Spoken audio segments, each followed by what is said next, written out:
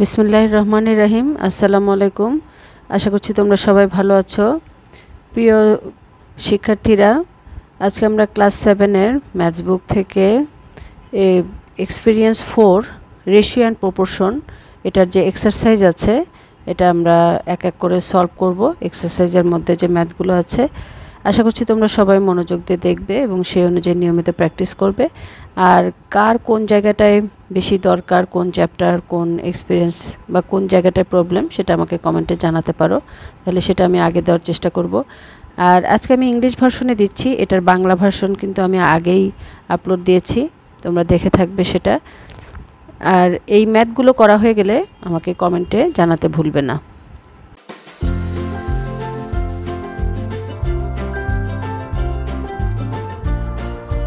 On number কোশ্চেনটা প্রথমেই দেখে নেই।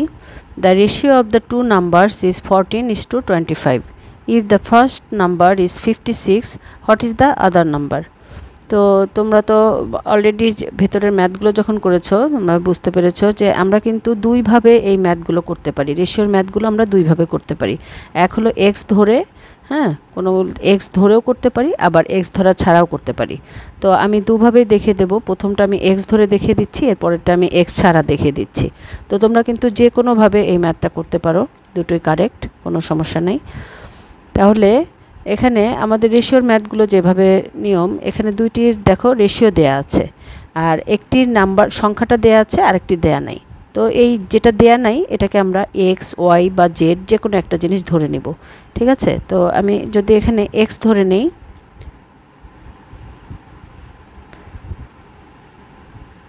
Let the other number is x, ঠিক আছে? তাহলে এখন দেখো অ্যাকর্ডিং টু কোশ্চেনে কি বলা আছে?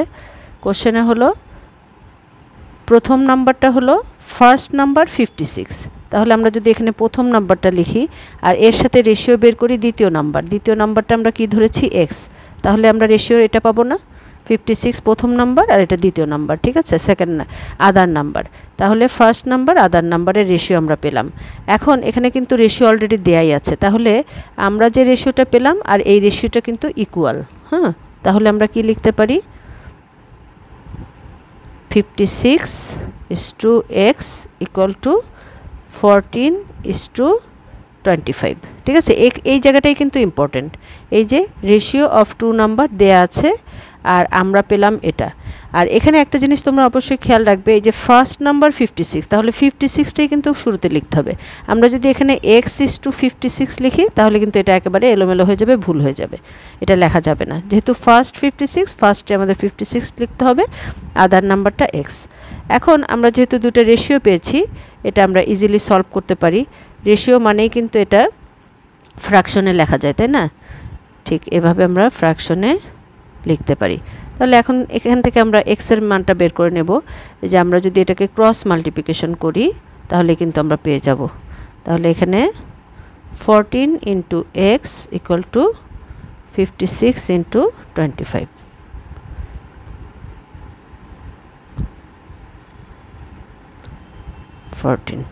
তাহলে এখন কাটাকাটি করি, 4 দিয়ে যাবে,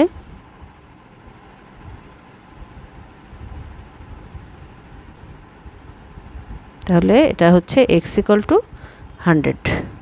দেয়ারফর যেহেতু x আমরা ধরেছিলাম other number, therefore the other number is 100। We got our answer, ঠিক আছে? এখন আমরা নেক্সট কোশ্চেনে চলে যাব। Ratio of the prices of a book and a pen is 7:22. If the price of the pen is 32 টাকা, what is the price of the book? তো আমি আগেই তোমাদের বলেছিলাম আমি প্রথমটাই এক্স দিয়ে দেখিয়ে দেবো আর পরেরটা এক্স ছাড়া দেখিয়ে দেবো। তো আমি এটা এক্স না ধরেই কিভাবে করা যায় দেখিয়ে দিচ্ছি। তো তোমরা কিন্তু এটাও এক্স চাইলে এক্স ধরে করতে পারবে। যে এই যে what is the price of the book, যেটা কোশ্চেন থাকবে সেটাই আমরা ধরে নেব। তাহলে এই যে এই বুকের প্রাইসটা আমরা এক্স ধরে নিতে পারি, ঠিক আছে? এক্স ধরে নিয়ে আগের নিয়মে 1 নাম্বারের মতো করে করতে পারি। আর যদি এক্স না ধরতে চাই সেক্ষেত্রে আমাদের স্টেটমেন্টটা হবে জাস্ট এরকম, price of the book is to the price of the pen equal to, এখন দেখো এই দুইটার রেশিও কিন্তু 7:22, তাহলে আমরা এটা লিখতে পারি 7:22। এখন দেখো এখানে কিন্তু আমাদের প্রাইস অফ দ্য পেন দেয়া আছে, প্রাইস অফ দ্য পেন 32 টাকা, তাহলে এই যে প্রাইস অফ দ্য পেন এখানে আমরা 32 বসিয়ে দেব, আর এটা আমরা এভাবে লিখে নেব the price of the book. এটা আমরা যেহেতু রেশিওকে ফ্র্যাকশন আকারে লেখা যায় আমরা এভাবে লিখে ফেলছি, এটা 32, প্রাইস অফ দ্য পেনের জায়গায় 32 লিখে দিলাম, 7/22। Price of the book just calculation করব, 7 × 32/22, ঠিক আছে। তাহলে এখান থেকে যদি আমরা কাটাকাটি করি,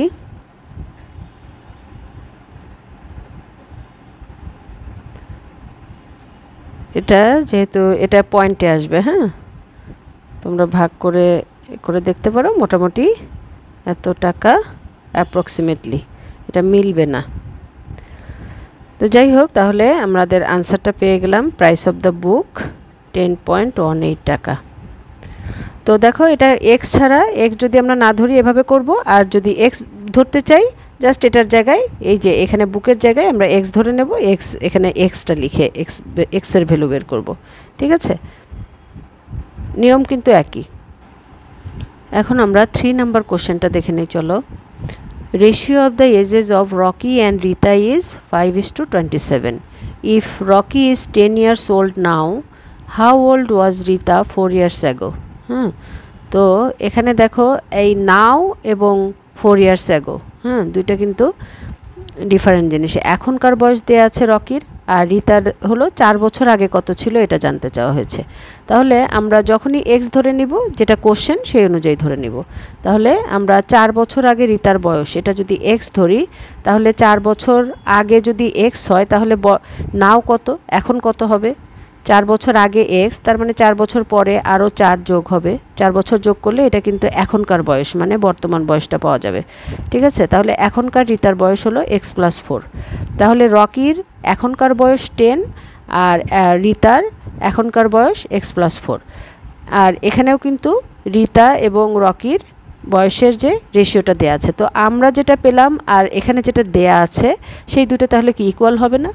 এখানে কিন্তু এই জায়গাটা যদি তোমরা বের করতে পারো নিজে থেকে বুঝে, তাহলে কিন্তু ইজিলি এই ম্যাথগুলো সলভ করতে পারবে, ঠিক আছে। তো এই জিনিসটাই হলো মেইন, একটা আমরা রেশিও বের করব আর একটা রেশিও অলরেডি দেয়া আছে, তো এই দুইটাকে ইকুয়াল করে যে ইকুয়েশনটা হবে এটা সলভ করলেই কিন্তু আমরা এই কোশ্চেনের আনসার পেয়ে যাব, ঠিক আছে। তাহলে চলো 3 নাম্বারটা আমরা এখন সলভ করি। তাহলে আমরা ধরে নিব কোশ্চেন অনুযায়ী, লেট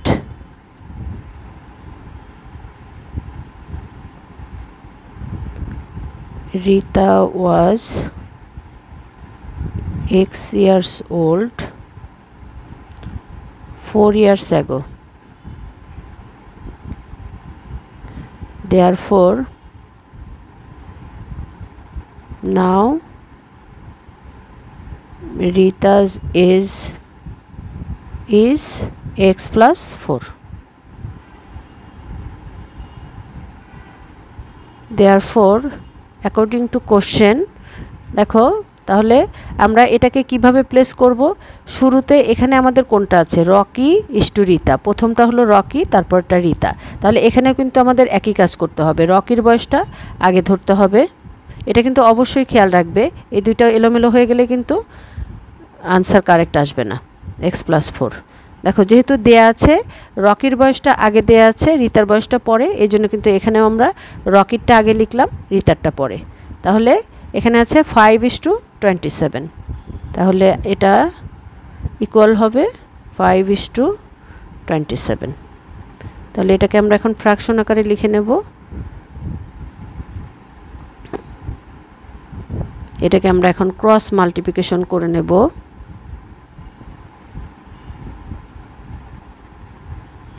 আমি একটু ভেঙেই দেখাচ্ছি সবার সুবিধার জন্য। যাতে করে তোমাদের বুঝতে সুবিধা হয়। এখন এটাকে কাটাকাটি করলে কিন্তু আমরা x + 4 =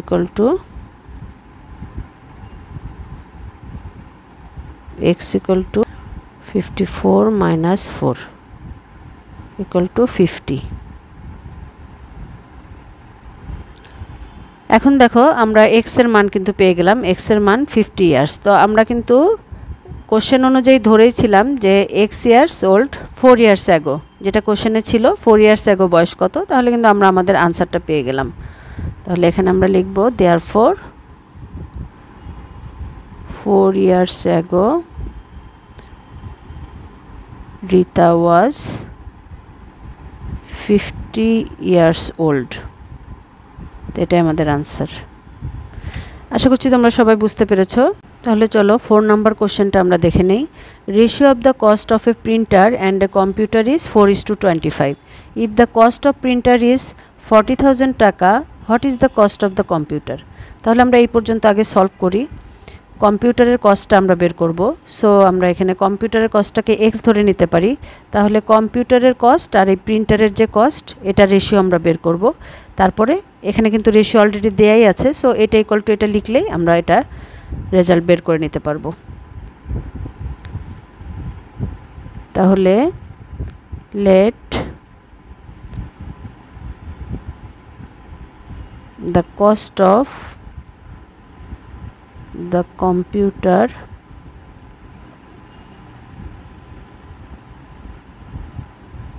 x টাকা। নাও অ্যাকর্ডিং টু কোশ্চেন আমরা কি লিখতে পারি? এখানে দেখো আমরা কোনটা আগে লিখব, কম্পিউটার আগে নাকি প্রিন্টার আগে, এটা কিন্তু খুবই ইম্পর্টেন্ট। আমরা দেখব এই রেশিওটা, এই রেশিওতে কি আছে, প্রিন্টার আগে আছে দেন কম্পিউটার আছে। তাহলে আমাদের এখানেও কিন্তু প্রিন্টার আগে লিখতে হবে আর কম্পিউটার পরে লিখতে হবে। তাহলে আমরা প্রিন্টার এখানে 40,000 টাকা আর কম্পিউটারের কস্ট x, তাহলে এটা হবে দেয়া আছে যেটা 4:25। ঠিক আছে, তাহলে এখন আমরা এটা ফ্র্যাকশনের লিখব।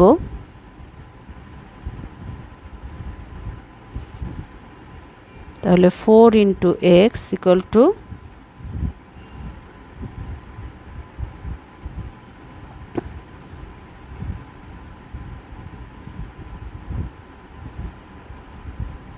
কাটাকাটি করি।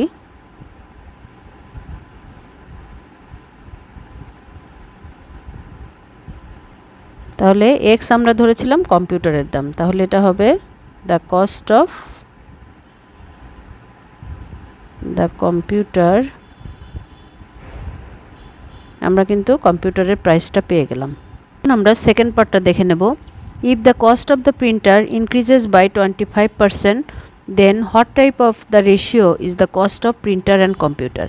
এখন বলা হয়েছে প্রিন্টার ইনক্রিজেস, দাম প্রিন্টারের কস্ট ইনক্রিজ করেছে 25%, হ্যাঁ 25% বেড়েছে। তাহলে আমাদের শুরুতেই প্রিন্টারের যে কস্টটা আছে এটা 25% বের করতে হবে, যেহেতু 25% ইনক্রিজ করেছে। তাহলে কত বেড়েছে সেটা আমরা বের করব। বের করার পরে এটার সাথে যত বেড়েছে তত প্লাস করতে হবে। তাহলে আমরা এই বাড়তি দামটা পাবো যে কত টাকা প্রিন্টারের দাম হয়েছে বর্তমানে। ঠিক আছে, তাহলে যে কস্টটা পাবো প্রিন্টারের সেটার সাথে আমরা কম্পিউটারের যে প্রাইসটা আছে, কম্পিউটারের প্রাইসটা বাড়ে নাই, যেটা ছিল সেটাই আছে, এই দুইটার রেশিও বের করব। হ্যাঁ, বর্তমান 25% বাড়ার পরে প্রিন্টারের যে মূল্যটা পাবো সেটার সাথে কম্পিউটারের প্রাইসটার রেশিও বের করব আমরা। ঠিক আছে, তাহলে চলো আমরা 25% বাড়তিতে কত হয় প্রিন্টারের দাম সেটা দেখে নেই। তাহলে আমরা লিখতে পারি ইনক্রিজিং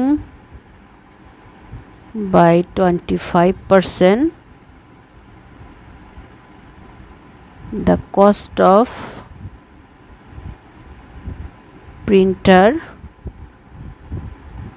will be, দেখো প্রিন্টারের বর্তমান দাম কিন্তু 40,000 টাকা। ঠিক আছে, আর বাড়বে কত সেটা আমরা বের করব। 40,000 এর অফ 25%, তাই না? তাহলে এই যে টোটালটা এটাই কিন্তু বর্তমানে এখনকার প্রাইস প্রিন্টারের। এই যে 40,000 ফ্রেন্ডের 25% বেড়েছে, তাহলে এটা আমরা এখনকার যে দাম তার সাথে এই বাড়তি দামটা প্লাস করে দেব। তাহলে আমরা এটা এখন সলভ করে বের করি। এটা তোমরা চাইলে কিন্তু আলাদা করে বের করেও নিতে পারো, বের করে পরে এটার সাথে প্লাস করতে পারো।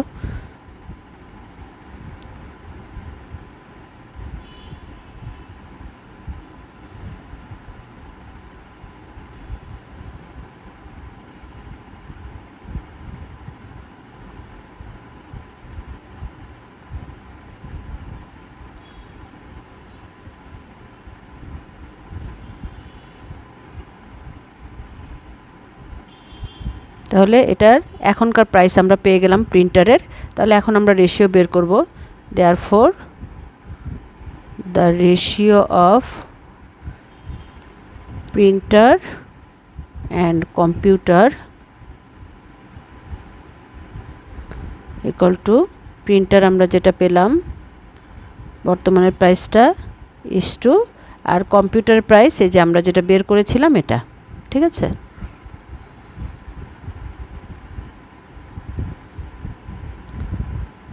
এখন এটা যদি আমরা জাস্ট ফ্র্যাকশনটাকে শর্ট ফর্মে এই দেখো 50,000 দিয়ে কিন্তু এটাকে ভাগ করা যায়। তাহলে এখানে আমরা অথবা তোমরা আরও ছোট করে যদি জানতে চাও এই যে চারটা জিরো অমিট করে দিলাম, তারপরে এই যে 5 দিয়ে 25কে ভাগ করলে এখানে 1 আর এখানে কিন্তু 5 থাকে, তাহলে এখানে আমরা পাচ্ছি 1:5। তোমরা চাইলে এভাবে ছোট করে লিখে কাটাকাটি করেও দেখতে পারো। ঠিক আছে, এভাবে কাটাকাটি করে যেটা আসে সেটাই কিন্তু আমরা এই যে এখানে 1 আসবে, এখানে 5 আসবে,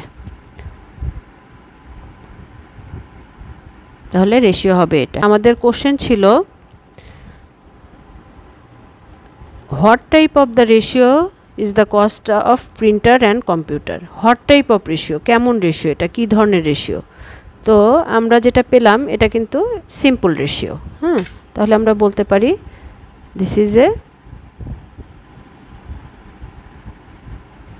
সিম্পল রেশিও। আমরা বিভিন্ন ধরনের রেশিও শিখেছি। এখন সিম্পল রেশিওর আবার দুইটা ভাগ আছে, একটা হলো লাইট রেশিও, একটা হেভি রেশিও। তো লাইট রেশিও কোনটা, যেটা প্রথমটা স্মলার পরেরটা বিগার, হ্যাঁ সেটা হলো লাইট রেশিও। আর প্রথমটা যদি বিগার হয় পরেরটা যদি স্মলার হয় তাহলে সেটা হেভি রেশিও। তাহলে এটা যেহেতু প্রথমটা স্মলার তার মানে এটা একটা light ratio. So it's a light ratio. একসঙ্গে আমরা বলতে পারি এটাও সিম্পল লাইট রেশিও। হ্যাঁ, যেভাবেই বলো, তাহলে এটাই কিন্তু আমাদের আনসার। আশা করছি তোমরা সবাই বুঝতে পেরেছো। বিভিন্ন ধরনের রেশিওর ডেফিনেশনগুলো তোমরা ভেতরে পড়ে নেবে, তাহলে তোমাদের জন্য এগুলো বুঝতে বা বের করতে জিজ্ঞেস করলে, যে কোনো কোশ্চেন করলে ইজিলি তোমরা বের করতে পারবে। ঠিক আছে, এখন আমরা 5 নাম্বার কোশ্চেনটা দেখে নেই, চলো। The ratio of the time of coming to school of 3 friends is 2:3:4. If the time taken by the first friend to go to school is 18 minutes, what is the times taken by the other 2 friends to go to school? তো এখানে দেখো 3 বন্ধুর স্কুলে যাওয়ার জন্য যে টাইমটা লাগে সেটা রেশিও দেওয়া আছে, আর শুধুমাত্র প্রথম ফার্স্ট ফ্রেন্ডের কতটুকু টাইম লাগে সেটা দেওয়া আছে, আর সেকেন্ড আর থার্ড ফ্রেন্ডের কতটুকু টাইম লাগে সেটা আমাদেরকে বের করতে হবে। তাহলে এখানে দেখো রেশিও 3 জনের যদিও একসঙ্গে দেয়া আছে, এটাকে কিন্তু আমরা দুজন করে আলাদা করে ফেলতে পারি। যেমন first friend is to second friend, হ্যাঁ এই দুজনের যে টাইম লাগে সেটাকে আমরা লিখতে পারি 2:3। আবার সেকেন্ড ফ্রেন্ড আর থার্ড ফ্রেন্ডের যে সময় লাগে সেটাকে আমরা second friend is to third friend, এটাকে লিখতে পারি এই যে সেকেন্ড আর থার্ড হলো 3:4, এটাকে ভেঙে নিতে পারি। আবার যদি আমাদের প্রয়োজন হয় ফার্স্ট ফ্রেন্ড আর থার্ড ফ্রেন্ড, তাহলেও কিন্তু আমরা লিখতে পারি first friend is to second friend equal to এই যে 2:4। তাহলে এই যে রেশিও 3 জনেরটা একসঙ্গে দেওয়া আছে, এটা কিন্তু আমরা ভেঙে চাইলে 2 জনেরটা যে কোনোভাবে যে কোনো রেশিও নিতে পারি। তাহলে এখন যেহেতু ফার্স্ট ফ্রেন্ডের কতটুকু সময় লাগে সেটা দেয়া আছে, তাহলে আমরা ফার্স্ট আর সেকেন্ড যদি নেই আর সেকেন্ড ফ্রেন্ডেরটা ধরে নেই, সেকেন্ড ফ্রেন্ড এক্স আর থার্ড ফ্রেন্ড ওয়াই, তাহলে কিন্তু আমরা এই যে ফার্স্ট আর সেকেন্ড ফ্রেন্ডের রেশিও থেকে আমরা এই এক্সের মানটা বের করে নিতে পারবো। তাহলে আমরা সেক্ষেত্রে সেকেন্ড ফ্রেন্ডের কতটুকু টাইম লাগে সেটা কিন্তু আমরা বের করে নিতে পারবো। একইভাবে আমরা থার্ড ফ্রেন্ডেরটাও বের করে নিতে পারবো। চলো তাহলে দেখা যাক।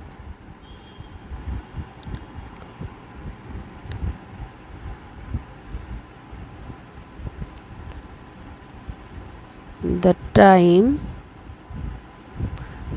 taken by second friend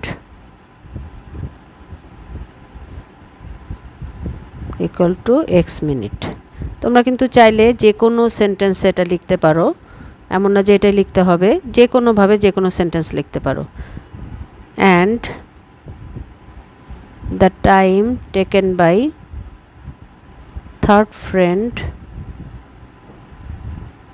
y minutes।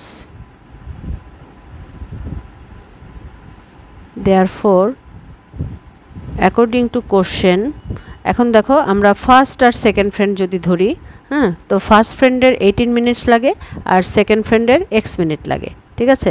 তাহলে আমাদের অনুযায়ী রেশিওটা কি, 18:x, এটা আমরা পেলাম। আর এখানে ওদের অলরেডি ইনফরমেশন দেওয়া আছে, সেটা হলো first friend is to second friend 2:3। তাহলে এটা যদি আমরা এই দুইটা তাহলে ইকুয়াল হবে, তাহলে 18 minutes is to x equal to 2:3, এই দুইটা সমান হবে।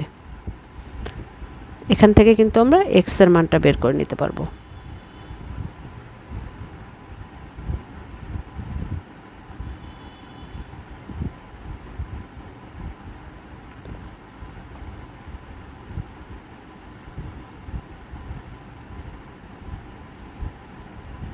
(27 minutes). Therefore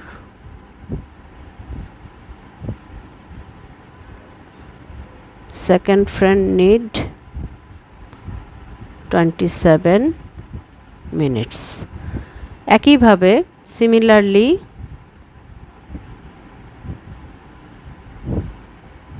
according to the question, এখন আমরা থার্ড ফ্রেন্ডকে ধরবো। এখন আমরা এই থার্ড ফ্রেন্ডকে কিন্তু সেকেন্ড ফ্রেন্ডের সাথেও ধরতে পারি, ফার্স্ট ফ্রেন্ডের সাথেও ধরতে পারি, কারণ সেকেন্ড ফ্রেন্ডের রেজাল্টটাও কিন্তু আমরা পেয়েছি 27, এটাও ধরতে পারি। তো আমরা যদি ফার্স্ট আর থার্ড ধরি তাহলে কি হবে, দেখো আমি ফার্স্ট আর থার্ড ধরছি, তোমরা চাইলে কিন্তু আমি যেটা বললাম সেকেন্ড আর থার্ডটাও ধরতে পারো। হ্যাঁ, সেকেন্ড তো আমরা বের করেছি 27, তাহলে 27:y এটা আমরা লিখতে পারি। আবার চাইলে 18, ফার্স্ট যেটা দেওয়া আছে 18:y এটাও লিখতে পারি। তাহলে আমি ফার্স্ট ফ্রেন্ড আর থার্ড ফ্রেন্ড ধরছি, তাহলে ফার্স্ট আর থার্ড ধরলে এখান থেকেও কিন্তু আমাদের ফার্স্ট আর থার্ডই নিতে হবে, ফার্স্ট আর থার্ড মানে 2:4 নেব।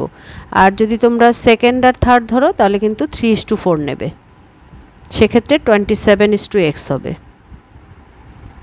একই রেজাল্ট আসবে, ঠিক আছে। তাহলে আমরা এখানে ধরবো 2:4।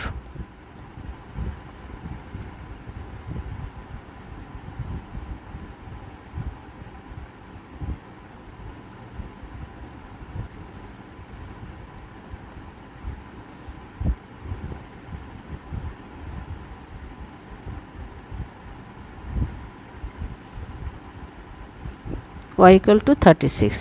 Therefore third friend needs 36 minutes। তাহলে আমরা আনসারে লিখতে পারি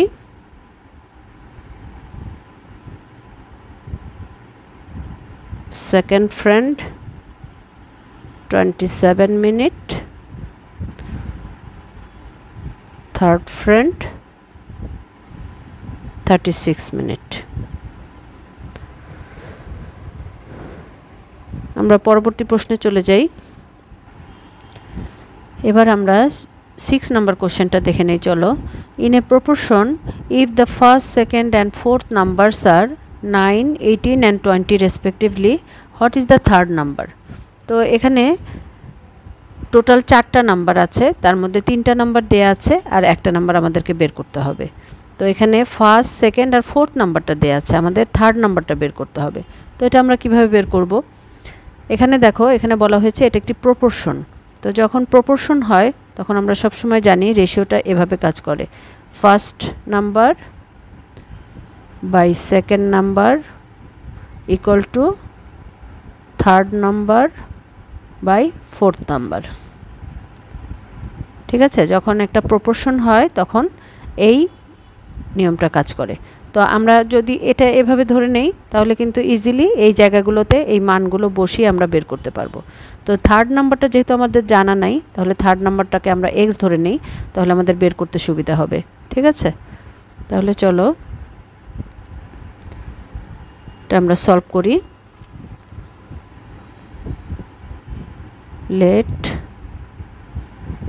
the third number be x.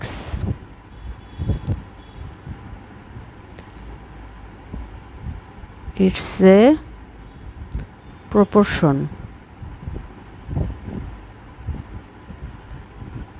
Therefore,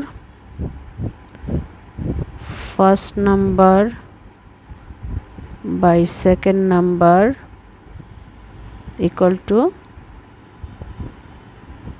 third number by fourth number.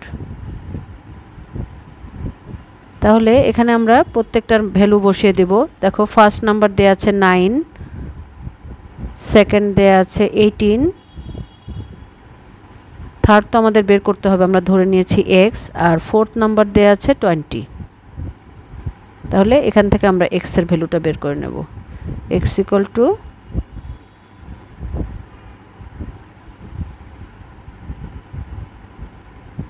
কাটাকাটি করলে আমরা পেয়ে গেলাম 10। Therefore,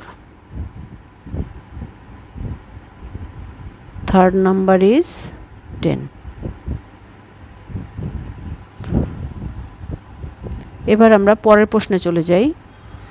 এবার দেখো 7 নম্বরে বলা হয়েছে Rana has 4 pencils and 5 pens. On the other hand, Shojiv has 10 pens. Now, if the ratios of pencils and pens of Rana and Shojiv are proportional, then how many pencils does Shojiv has? তাহলে এখানে রানার pen আর pencil দেয়া আছে, আবার সজীবের pen কতগুলো আছে সেটাও দেয়া আছে, আর সজীবের পেন্সিল কতগুলো আছে সেটা আমাদের বের করতে হবে। এটা আমরা কিভাবে বের করব?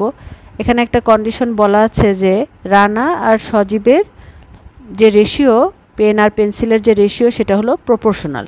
তো প্রপোর্শনাল হলে কিছুক্ষণ আগে কিন্তু আমরা দেখলাম প্রপোর্শনাল হলেই তাহলে কি হবে, রানার পেন্সিল বাই রানার পেন ইকুয়াল টু তাহলে সজীবের পেন্সিল বাই সজীবের পেন। যেহেতু প্রপোর্শনাল তাহলে এই দুইটা সমান হবে। ঠিক আছে, তাহলে এই দুটো যদি সমান হয় তাহলে আমরা এভাবে লিখতে পারবো, আর এভাবে লিখে আমরা যদি ভ্যালু বসিয়ে দিই তাহলে কিন্তু আমরা এই সজীবের কতগুলো পেন্সিল ছিল সেটা আমরা বের করতে পারবো। এখন সজীবের পেন্সিল যেহেতু জানা নাই, সজীবের পেন্সিলটাকে আমরা এক্স ধরে নিব। তাহলে late Shojiv has X pencils.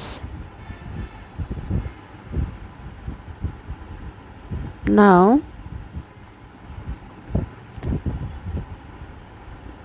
the ratios of pencils and pens of Rana and Shojiv are proportional.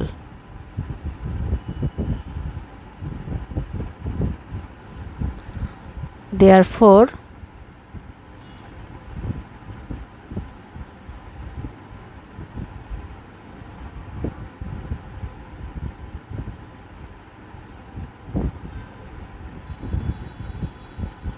Rana's pencil, Rana's pen equal to Shojiv's pencil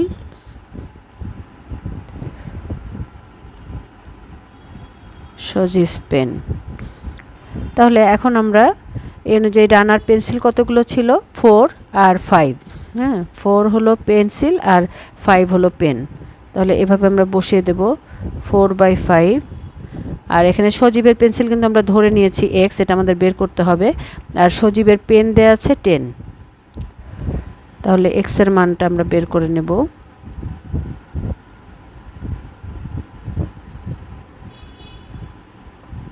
8 তাহলে আমরা সজীবের পেন্সিল কিন্তু পেয়ে গেলাম therefore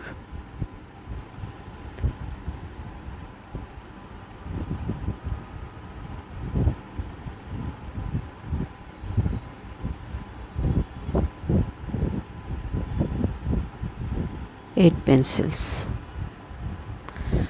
আশা করছি তোমরা সবাই বুঝতে পেরেছো ভিডিওটি যদি তোমাদের ভালো লেগে থাকে তাহলে বেশি বেশি করে শেয়ার করবে তোমার প্রিয়জনদেরকে তোমার ফ্রেন্ডদেরকে যাতে তোমার মাধ্যমে তারা উপকৃত হতে পারে আর সাবস্ক্রাইব করতে ভুলো না যারা চ্যানেলটিতে নতুন তারা সাবস্ক্রাইব করে রাখবে যাতে পরবর্তী ভিডিও খুব দ্রুতই তোমাদের কাছে পৌঁছে যায় আর যে কোনো প্রবলেম তোমরা কমেন্টে জানাতে পারো আজকে তাহলে এই পর্যন্তই আল্লাহ হাফেজ